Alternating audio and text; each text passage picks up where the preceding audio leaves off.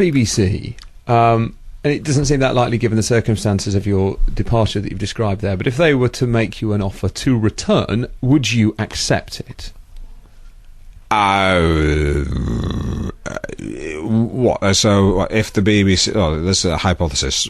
So what if the BBC asked me to make Alan's Sceptred Isle, let's say, a 12-part Sunday night BBC One high-definition travel log, in which I am driven the length and breadth of the UK in 1965 Fat Rover P9, chauffeur driven by one of the retired Stigs, to discover the lost essence of our green and present land, in which I'd be an independent producer and I'd return as presenter and exec producer. I very much doubt it, but let's see the terms of the offer. They have my number, and if they don't, I'm sure you'd probably pass it on to them. Well, it's not really my job. No. You just come here to pitch for work? When I wake up in the morning, before I empty my bladder in the latrine, before I brush my teeth sonically, before I use anti-wrinkle moisturiser on my face and back primarily, the first thing I do is start thinking up ideas. So in a way, the weird thing would be for me not to be thinking up ideas. It's like breathing. To me, pitching ideas for terrestrial and cable television is as natural as breathing. You need to breathe to live. Exactly. That's exactly right, Richard. And if you extrapolate that to me pitching programs, it would be almost as if you say, I was saying, which I am, I need to pitch programs to live, in a way. And I mean, that's not the truth. That's a lie, but it sort of communicates my enthusiasm. But it's a sort of a true lie. Thanks, that's Graham, my driver. Thanks, Graham. Although you did say you'd keep quiet. Remember when you came in before? I told you had to keep quiet. There is a studio etiquette here, Graham. Do try and follow it, please. Would you do Alan Strictly Come Dancing or one of the reality shows if they offered? Have they offered? No, but I think Bruce is doing a great job and easily has maybe one series left in him. Although, if his auto cue reading continues to degenerate, I'd like to help him out by co-presenting, or he could stand there and I could simply dub my voice over him. Although if they make the auto cue any bigger for him, it will look like an optician's test. How about as a contestant? As a contestant, what? Do I get to choose the dancer? Actually, I'll have any of them, the girl ones. I like the backless dresses that show off their bare backs. I always like the idea of dancing and just placing my hand gently at the base of the back. It's always enticed me. Let's move on.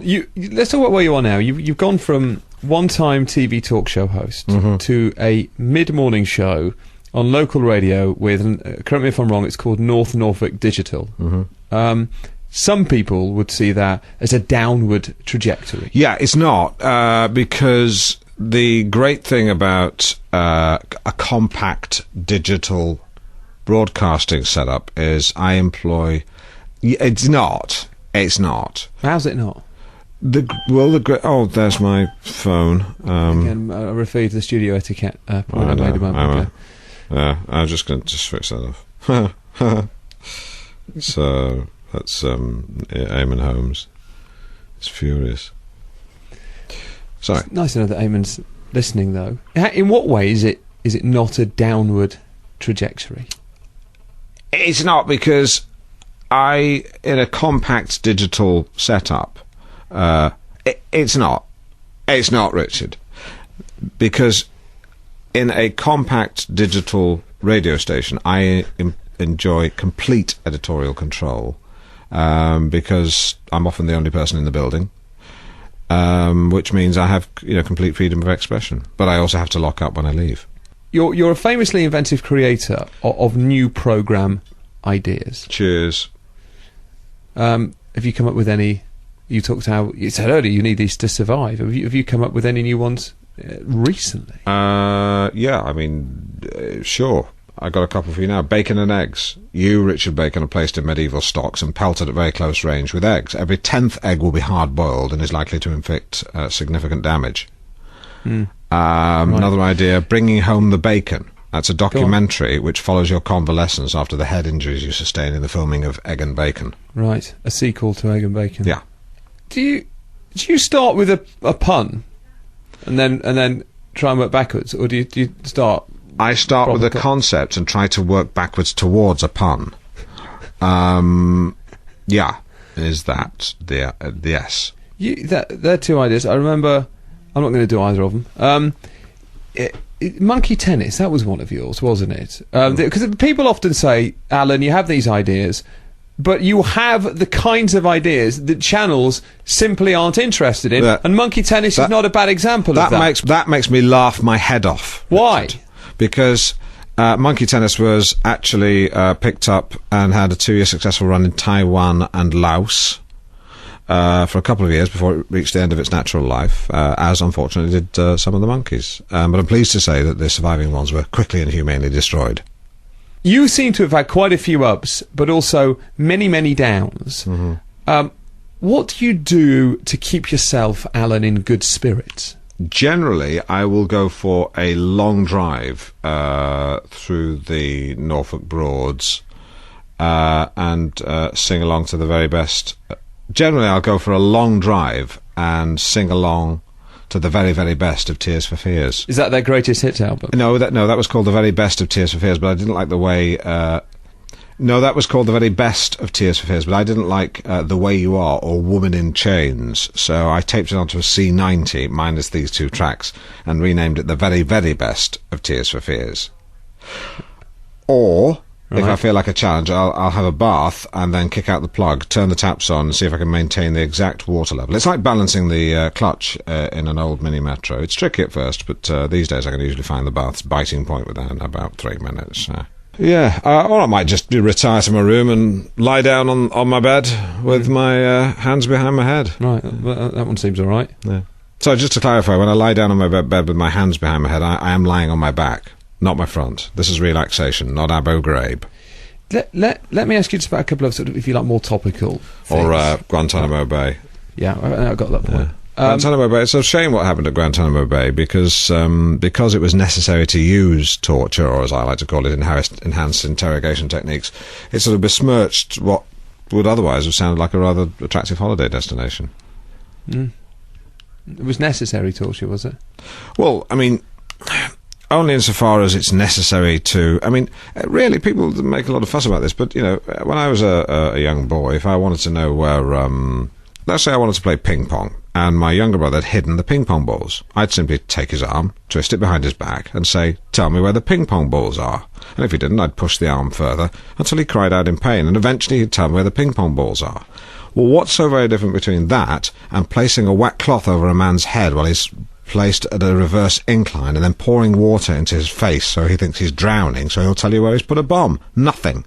Can I ask you, you brought up essentially sort of contentious and a fairly topical topic there. Yeah. Let me ask you a couple of topical things. So I imagine you follow politics to some degree. I love it, Richard. Okay, well, it's the party conference season this week. It's the Conservative Party conference. Mm-hmm. David Cameron, he talks a lot about the big society, doesn't he? Is Alan Partridge a fan of that concept of the big society? Yeah, absolutely. It bugs the heck out of me when people sort of are trying to undermine the big society. I mean, yes, it works. I'll give you an example. A few weeks ago, there were some illegal settlers or travellers on some waste ground in the local village where I live. I'm not going to say the name of it.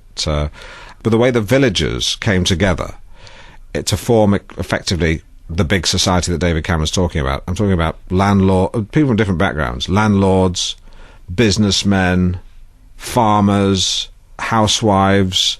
I've never seen a more united group of middle-class white people come together, and we simply brandished sticks, batons, the odd piece of wood with a bit of a nail through the end, and sort of marched down to the waste ground, chanting sort of boisterous good-natured obscenities, and eventually the travellers left. Now, that's not an example of big society. I don't know what is. It's improving, as you would see, your local area. Exactly. The other thing I wanted to ask you about that's in the news a lot at the moment is phone hacking. It comes and goes from the news, but it's dominated much of the news for the last few months. Is it something... It's unfortunate. It's unfortunate. It's not attractive, Richard. What do you mean? I mean, you know, like something when something's attractive, like, I don't know, like Lulu. Thanks, Graham. When something's attractive like Lulu, then that's attractive. And something like Andrew Lloyd Webber in the morning, for example, is very unattractive. Phone hacking's like Andrew Lloyd Webber. Exactly. But one thing that really bugs me is when people try to drag Paul Dacre from the Daily Mail into this. He's the editor, isn't he? The editor of the Daily Mail. The people try to drag him in. He has nothing to do with this. And yet people keep trying to drag him into it, saying the Daily Mail must know about this kind of thing. And it's rotten as heck, because I'm sure, I know Paul, he's a lovely man, I'm sure he'd be all more than happy to stand before a public inquiry and say under oath that his newspaper had no knowledge of these things, because he's that kind of man. And I'm sure equally responsibly, I know, I'm almost certain, I mean, I'll bet good money on it, that he's told all his staff to preserve all the emails they've exchanged over the last few years, so that should they become subject to any kind of scrutiny, they'll have all the information ready for the police. That's the kind of guy he is, Richard. People have a go at Paul Dacre, but do we really want to see the Daily Mail go to the wall? If the newspaper did, who would be there to stand up for the persecuted minority of people from fairly comfortable areas who are middle-aged and not coloured? I mean, not persons of colour. That's what I meant, which is a term that's acceptable in America. Obviously, coloured isn't a fancy term. No, I would never use the word. No, it's. Well, you just did, didn't you? You should use the word coloured. Well, I did. This sort of political correctness really bugs the heck out of me, Richard. You know, I mean, you can't say boo to a goose these days. You probably couldn't say even boo. That's probably seen as, and you probably even couldn't use the word goose. They're probably going to call them feathered dogs. That's how bad it's got in my head. I mean, if it weren't for the Daily Mail, how would I know? Who would be fighting against the constant stream of asylum seekers who comes into the country? No one. How would I be able to monitor the value of my house? I've no intention of selling it, but the value of my house is very, very important to me. Who would be standing up for, the people who have to... People in the top tax band.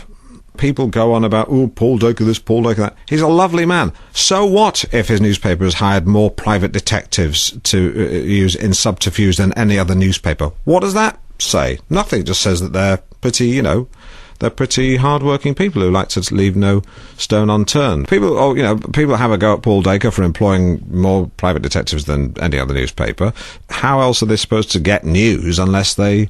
employ a record number of private detectives. Just finally, Alan, before you go, I've read the book from cover to cover. I loved it. I think, as I said earlier, I think it's the funniest book that I've ever read. I think there are people out there who'd like to hear it in your voice. Have you recorded, are you planning to record an audiobook for Partridge? I have recorded an audiobook. Originally, I intended to have it read by Trevor Eve, but his fee was astronomical. Ainsley Harriott was more affordable, but I felt that it was inappropriate to use him for a number of reasons. Not least his inherent frivolity, I think, was at odds with the gravitas of some of the passages in the book. In the end, it was between John Stapleton and me, and I got it. Well done.